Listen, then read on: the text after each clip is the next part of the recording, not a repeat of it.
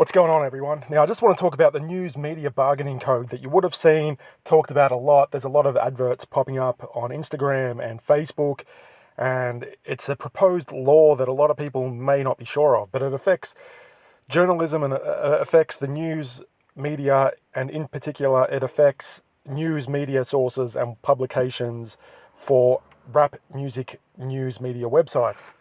And I'm going to get into it like this, but can you please sub to the channel?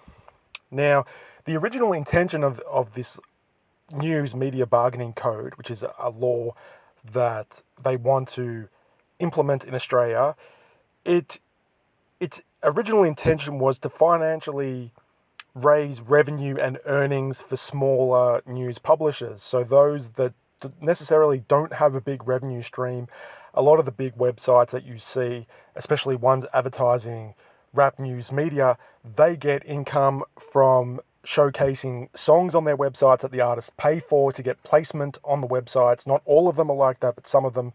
So a lot of payola takes place, and also through the amount of people they get coming into their website, they get a lot of paid adverts, and the more people and patronage they get, the better adverts they get and the more revenue they generate on their website. Now, today's version of the law has changed a little and could breach the concept of the free and open web, which is the argument that Alphabet are trying to make, because these new law changes and the new proposals of the News Media Bargaining Code and how it stands now, they are saying threatens the free and open web. And what it exactly is going to do, and this is what Facebook and Google are saying they will be forced to do, is pay websites and smaller publishers just for providing a link in their Google search engine. Now, today you can go onto the free and open web and type in anything into Google and it will come up in their search engine. And it doesn't matter if it's a big publication or a smaller publication, you have the choice to determine what you want to click on. But the trouble is, with a lot of smaller publications, they do not have the revenue stream and they do not have the patronage that the bigger platforms have. So this would force Google and Facebook, they're claiming, to pay the smaller independent news media outlets the same value dollar as the bigger platforms. Now, there's a lot of resistance from Alphabet in implementing this, because they're claiming that it will cost them a lot of revenue and they will be forced to pay for news media publications, and it won't stop there. So they're saying that once this new news media bargaining code is implemented as it stands, that the worry is it will set a precedent for other websites to then start getting paid just for their link to show up in Google and on Facebook. So they're saying that this could mean that Google could become financially unviable, as they would have to pay everyone in the end, and this would just open up a can of worms, so to speak.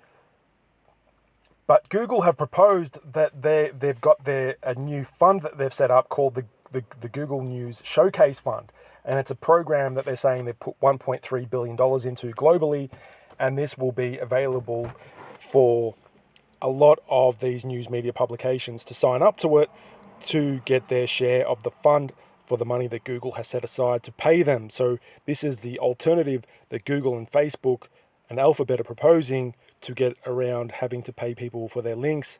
And their whole contention is that they don't want this news media bargaining code in place, and that they will come up with a more fairer solution for these smaller news media outlets that are approved into the funding for a program that is funded by Google itself for these small news media publications. So the new laws, the people that are the pro code are saying that these new laws will shift the bargaining power imbalance that exists in the news media landscape now as it stands, and it will promote a stronger and more independent media landscape. So that means that the small timers will have access to large revenue streams, even if they don't get the patronage, and the bigger sites will also get the same revenue streams. So The new proposal is going up against a Senate review committee for a final review.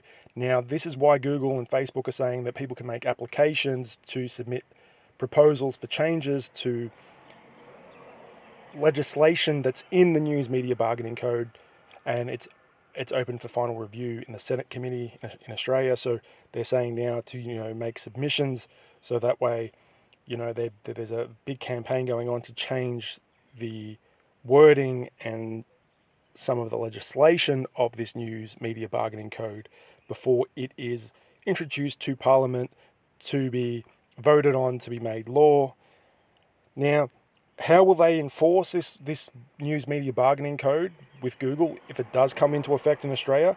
The ACCC have been highlighted as ones responsible for enforcing the code if it does pass the final review committee and does get voted on through Parliament. There's a bit of a process involved in the News Media Bargaining Code actually being voted through Parliament. It can be voted against and it may never be put into law. But if it does make it through, then the ACCC will be responsible for enforcing the code.